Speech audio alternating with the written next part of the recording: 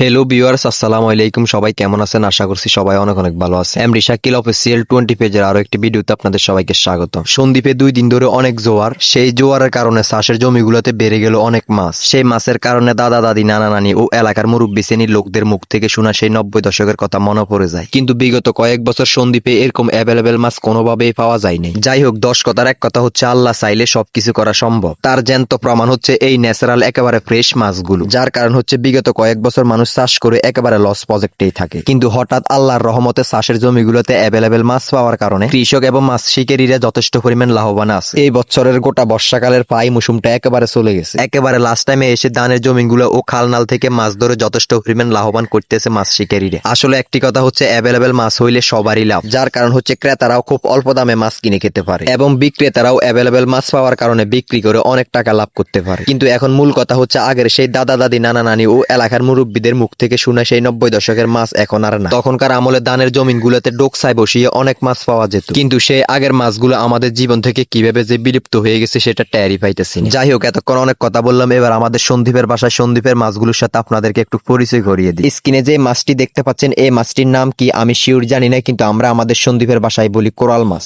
আপনারা আপনাদের বাসায় কি বলেন সেটা আমার ভিডিওতে একটা ছোট্ট করে কমেন্ট করে জানিয়ে দিবেন। দেখেন এই কোরাল মাছের গালটা কত বড়, গালটা দেখে আমি অনেক অবাক হয়ে গেছি। এই মাছটির ওজন হচ্ছে বরাবর 1 কেজি। এই মাছগুলো খেতে অনেক মজা, এগুলোর দামও অনেক বেশি। এই মাছগুলো 1 কেজি মাছের দাম আমাদের সন্দ্বীপে কমপক্ষে 8 থেকে 900 টাকা। এরপরে আরো অনেক রকমের মাছ আছে, সবগুলো আজকের এই ভিডিওর মাধ্যমে আমি আপনাদেরকে দেখাবো। এখানে যে মাছগুলো দেখতে পাচ্ছেন এগুলো আজকে আমাদের ধানের জমিন থেকে ধরা হয়েছে। আরো একটা কোরাল মাছ, এটা আগেরটার চেয়ে অনেক ছোট। চোখের মধ্যে আলো পড়ার কারণে চোখগুলোকে কত সুন্দর উজ্জ্বল দেখাইতেছে। এরপরের মাছটা হচ্ছে বাটা মাছ, এটা আমরা আমাদের সন্দ্বীপের বাসায় বলি বাটা মাছ। আপনারা আপনাদের বাসায় কি বলেন সেটা আমার ভিডিওতে কমেন্ট করে জানিয়ে দিবেন। এই বালতির মধ্যে যে মাছগুলো দেখতে পাচ্ছেন এই মাছগুলো অনেক স্বাদের মাছ। যারা খাইছেন তারা হয়তো বুঝতে পারবেন এই মাছগুলোর কি পরিমাণ স্বাদ। এরপরে যে মাছটা দেখতে পাচ্ছেন এটা আমরা আমাদের সন্দ্বীপের বাসায় বলি গাঙ্গুরিয়া মাছ। এরপরের মাছগুলো হচ্ছে ট্যাংরা মাছ, কিন্তু আমরা আমাদের সন্দ্বীপের বাসায় বলি গুলা মাছ। এরপরের মাছটা দেখে তো আমি পুরাই অবাক। এই মাছটার সাথে একেবারে সবাই পরিচিত, এই মাছটা চিনে না যে এমন কোনো মানুষ নাই। তাই মাছটার নাম আমি বললাম না, আপনারা কমেন্ট করে বলে দিবেন এই মাছটার নাম কি। তো ভিউয়ার্স, আজকের ভিডিওটা এই পর্যন্ত। সবাই ভালো থাকবেন, সুস্থ থাকবেন, নিজের প্রতি খেয়াল রাখবেন। ভিডিওটি ভালো লাগলে একটা লাইক, একটা কমেন্ট করে ভিডিওটি অবশ্যই শেয়ার করে পেজটি ফলো করে সাথে থাকবেন। আল্লাহ হাফেজ।